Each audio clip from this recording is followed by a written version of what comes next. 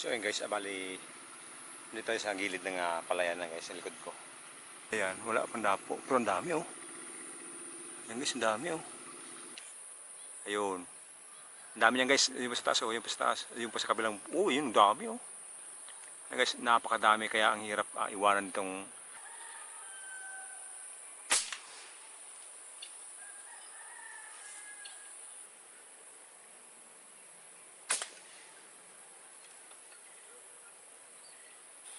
so yun guys.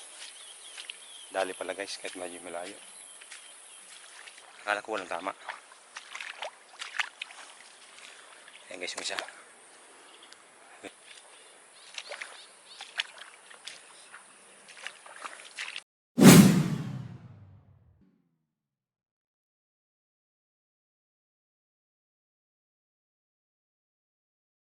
So yun guys, magandang hapon. Dito tayo ngayon sa palayan ni Tito John.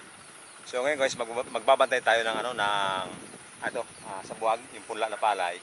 So maraming tikling, tsaka bato-bato, yung atok mo sa amin tawagin. Ngayon, perwisyo dito, marami nang kinainan guys. So ngayon magbabantay tayo. Mag-aabang tayo ng mga atok mo. So ayun guys, ayun, maganda. Ay si Tito Seng, siya yung inaayos niya yung net kanina kasi nga ang daming tukmo na kumakain, tsaka tikling. So ngayon guys, mag-abang tayo. Magtago tayo dito sa unahan. Tapos meron ako nakita doon na pikling. So try natin tirahin. Ayun guys, tara. Ito guys yung babantayan natin. Andun yung mga ibon, nasa doon sa taas na yun, sa may puno na yun, sa may nyog. So yun guys, bali dito tayo sa gilid ng palayan na guys, sa likod ko. Dito tayo mag-aabang guys. Gumawa ko ng konting dahon dito. Kasi wala tayong dalang itak. So dito tayo kapagkuha ng pang tabing. So pwede na ito siguro mga dahon-dahon. So ngayon guys, mag-abang tayo dito ng tukmo, yung bato-bato kung tawagin. Dito sa likod ng palayan. Ayan. Ayan guys, so mamaya guys, i-update ko kayo kung meron dapo o wala. So ayan guys, mamaya ulit. Kung makikita nyo, grabe oh. Siguro may sandaan guys, ayun oh.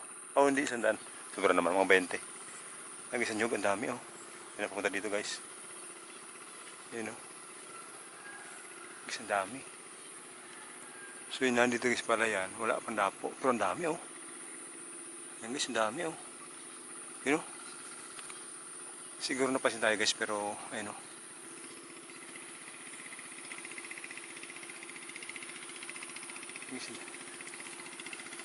Ayan guys, napakadami. So yun guys, pumutok tayo ng isa. Kaya lang, ayun nga problema ko guys. Pag nakatukak to, masyadong matigas yung gatilyo niya. So yun yung problema natin. So kailangan, sobrang dami kanina ng ibon. Siguro mga nasa higit 30 ata. Yun, grupo-grupo doon guys. Hindi ko na nabidyoan kasi hawak ko yung airgun tapos yung camera hindi ko mahawakan. So hindi ko nabidyo kung gano'ng karami guys. Tapos bibidyo ko sana. Kaya lang nung naisip ko, ang daming ibon. So baka pag nagtagal pa ako ng video tapos hindi ko mabugo yung mga tukmo, kawawa yung palay. So ayun guys, hindi ko na siya binidyo kanina. So wala tayong apprentice ngayon, wala tayong kasama, so wala taga video. Pero guys, kung makikita nyo, ang dami dun sa sa taas. Pakita ko sa inyo guys. Nakatago ako dito sa taas, pero andun yung mga ibon. Ang isa puno na yung ngayon, no? Ayan guys, yan, nakapakadami, oh. Ayun. Ang dami niyan guys, yung pa sa taas, oh, yung pa sa taas, yung pa sa kabilang, oh, yun, ang dami, oh. Ayan guys, napakadami, kaya ang hirap iwanan itong, ang tawag doon itong palay na to. So yung mga nagsasabi na hindi maganda yung ginagawa namin na hunting-hunting, kung kayo nasa kalagayan namin yung ganito, isang dapo lang yan guys, isang dapo ng sa palay namin ay ubos yung tawag doon punla namin. So sana maintindihan nyo kung bakit namin ginagawa yung pagbabantay na ganito. Kasi hindi naman pwede naman bugawin na lang, kaya lang super dami niyan. Ayan o, tingnan nyo kung gano'ng karami yan o. Yung nakikita pa lang yan, yung nasa likod niya, dami pa. Meron pa doon sa may puno ng yung kawayan na yun guys, o, may isa pa doon. So sana maintindihan nyo kung gano'ng karami yung binabantayan namin. Andyan yung palay o. Yan. So ayan. So yun guys yung isa sa mga problema namin na magsasaka. Yung mga peste, yung mga ibon na kaya ng tukmo, tikling, hindi pa siya masyadong ando pa sa kabila, hindi pa niya babasa. Guys, meron guys, ayun. Meron dalawa, ayun tatlo. Ayun o. So, ayun guys, nandun. Wala pang dapo. Nandun guys yung mga ibon, dami dun. So ayun guys, pasensya na hindi ko mabidyoan kasi wala din namang kuha ng camera. So, pero itry ko na ilapat yung camera dito sa puno. Wala galang akong bantali. So, isipin natin kung paano natin mabibidyoan guys.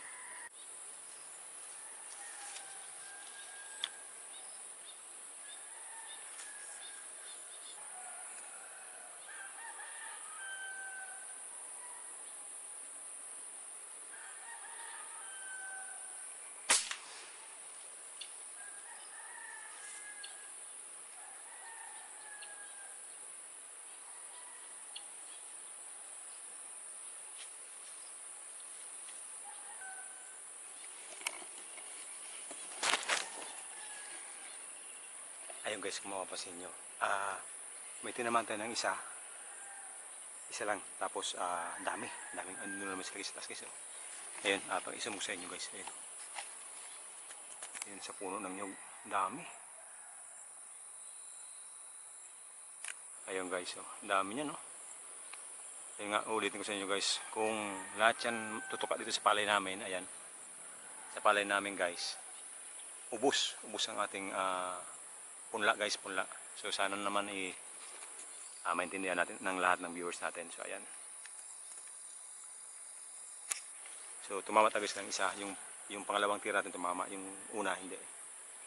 So ayun guys, bago tayo ng pwesto guys, mas marami dito sa kabila eh. Tara guys.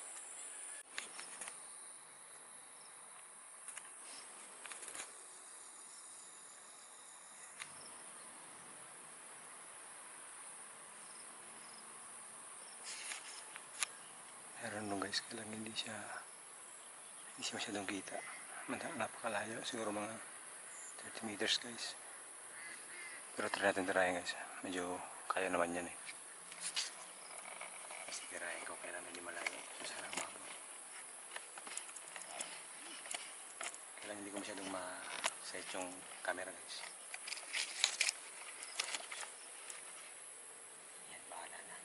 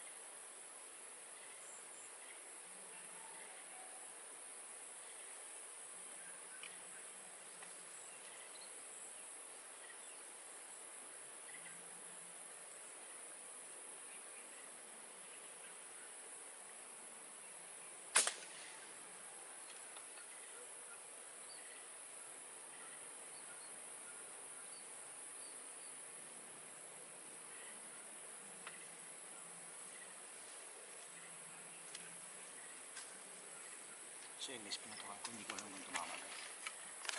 Napakatigas. Nakatatlong try akong kalabit din siya.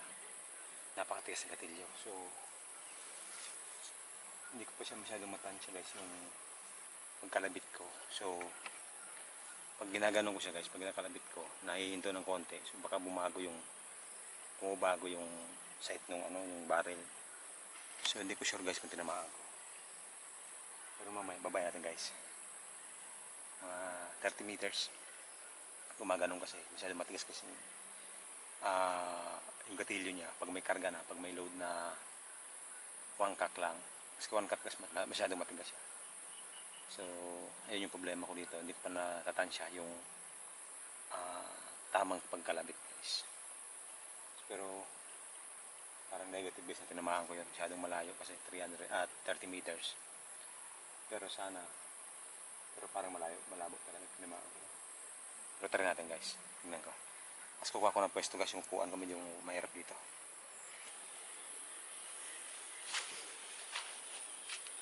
So yun guys, dali pala guys kahit medyo malayo. So ito guys, tama natin. Ayan guys.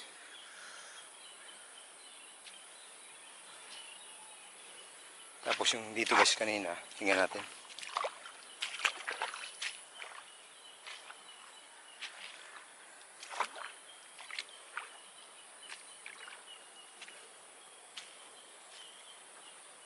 Ayun guys oh. Yeah. Ito pala guys yung isa. Akala ko walang tama. Ayun guys yung isa. Guys, dalawa tama natin guys oh. Yan.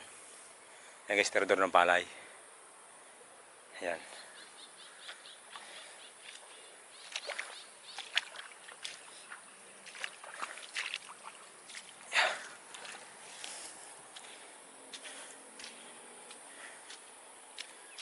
So yun guys yung palay natin. Ang dami ng bawas ng ano, yung palay natin. Ayun oh.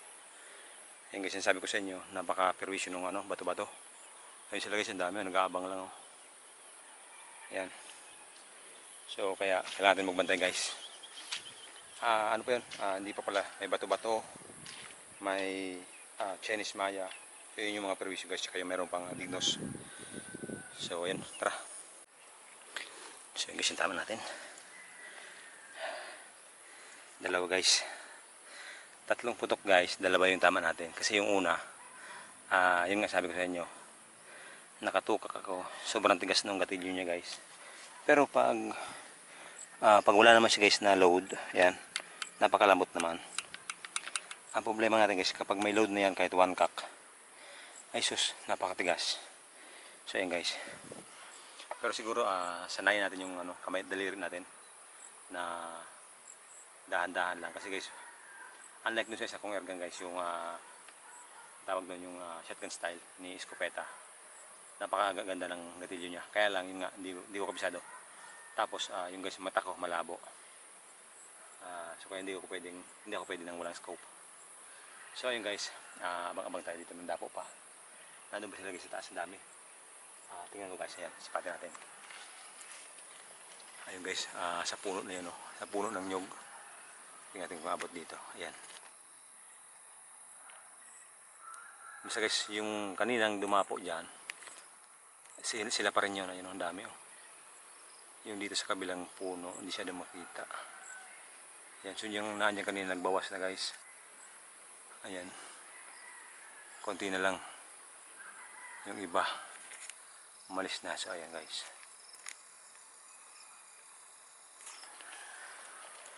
So ito guys, medyo accurate naman, maganda naman talaga yung airgun na to. Masyadong malakas.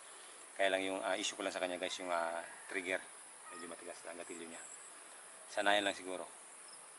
So ayun guys, mamaya ulit update ko kayo kung may dadapo pa o wala na. So ayun guys. So ayun guys, after natin na makabaril ng isa kanina, yung napakalayo na 3, hindi naman siya malayo, nasa 35 to 30, masasamanting kalayo. So wala na guys na wala na dumapo. Kasi siguro magabi na, almost 5 PM na guys. So yung nandun na nabang ako na bumaba guys, wala na. Nagsialisan na guys. Siguro umuwi sa kanilang tinutulugan. So ayun guys, antay pa tayo ng mga kalating oras. Kapag wala pa talagang dumapo, tapos wala na tayong binubugaw yung mga Chinese Maya, dignos, yung mga perwisyo guys dito guys sa ating punla. So pwede tayong umuwi guys. Sana wala, kung malis man tayo mamaya, wala nang pumuntang perwisyo. Kasi kawawa naman yung ito guys, itong ang tawag doon, itong tanim, yung punla na palay kasi kailangan natin yung guys eh. So meron ako guys sinaabangan, ayun tikling, kaya napakalayo guys, ayun nasa kabila ng nasa kabilang ang tawag doon, nasa may sapa na banda. Ayun guys yung tikling up, yun napakalayo yan guys, siguro hindi ko naman natansya, pero napakalayo yan guys. Yung nga natin, yung camera natin masyadong na, super zoom, ayan. Ayan. Nasa kabila na yan guys. Ayan, napakalayo na. So, huwag natin pilitin kasi hindi natin yan naabutin. Pero mamaya kapag totally wala talagang dumapo, try natin i-shot. Kung aabutin natin dito, siguro mga nasa hindi kumatansya guys. So napakalayo niya. Pero kapag wala na talaga dumapo dito, kakantay natin dito. So i-try natin, doon natin malalaman kung talagang abot niya, yung area natin abot niya, tsaka yung scope tama pa ba. So ayun guys, mamaya ulit. So ayun guys, makalipas nung almost mag-isang oras na tayo nagkantay dito, simula kanina. Wala nang ulan ang dumapo guys. Siguro natulog na sila or tawag doon, natakot na. So ayun, bukas try natin guys, maaga dito bukas siguro mga 6 AM kasi kalimitan guys yung mga ibon. Napakaaga nila kumain ng ng mga yung punla ng palay. So agahan natin mga 6 AM tapos try natin hanggang tanghali. Tapos so ayun guys, ganito lang yung video natin.